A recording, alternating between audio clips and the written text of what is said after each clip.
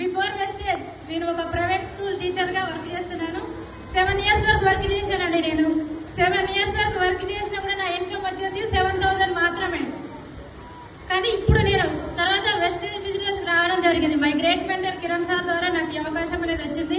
Wastage business లోకి వచ్చిన తర్వాత నేను వెస్టేజ్ బిజినెస్ లోకి ఎందుకు వచ్చానంటే ఫస్ట్ నా డ్రీమ్స్ అనేవి నెరవేర్చుకోవడం కోసం వచ్చానండి.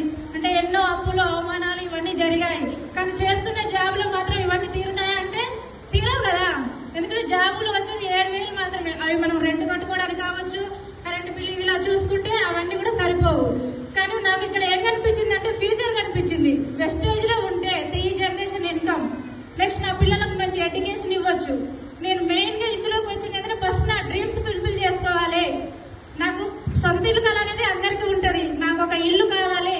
నెక్స్ట్ నేను 2025 డిసెంబర్ నాటికి 1 lakh ఇన్కమ్ లోకి రావాలని నేను వెస్టేజ్ లోకి రావడం జరిగింది. అదేవిధంగా సొంత ఇంటి కళను కూడా నెరవేర్చుకుంటాను. ఎందుకంటే మనం చేసే జాబ్ లో మాత్రం ఇవేవి కూడా నెరవేరవు. కానీ ఇక్కడ అన్ని కనిపిస్తున్నాయి నాకు.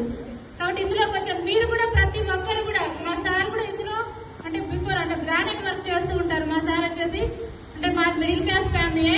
ఇందులో నేను టీచింగ్ మానేసి మరి ఫుల్ టైం వెస్టేజ్ బిజినెస్ రావడం జరిగింది.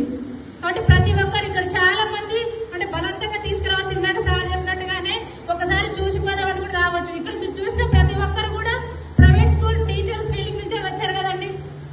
అంత మనం చదువుకునేది కూడా ఏమిటికి అంటే జాబ్ చేసుకోవాలి, ఏదో చేసుకోవాలి, ఇంట్లో వెళ్ళాలి, హెల్త్ తీసుకోవాలనే ఉద్దేశంతో వచ్చారు.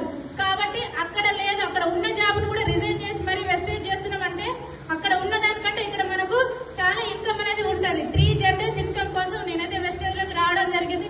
మా గ్రేట్ మెంటర్ కిరణ్ సార్, కవిత మేడం గారు ఈ అవకాశం వచ్చింది మాకు. Thank you sir, thank you so much. Thank you madam, thank you so much. Madam ఒకసారి గట్టిగా చెప్పండి. సో ఒక స్కూల్ టీచర్ గా ఉంటూ వెస్టేజ్ లోకి ఇప్పుడు గోల్డ్ డైరెక్టర్ గా అచీవ్ కావడం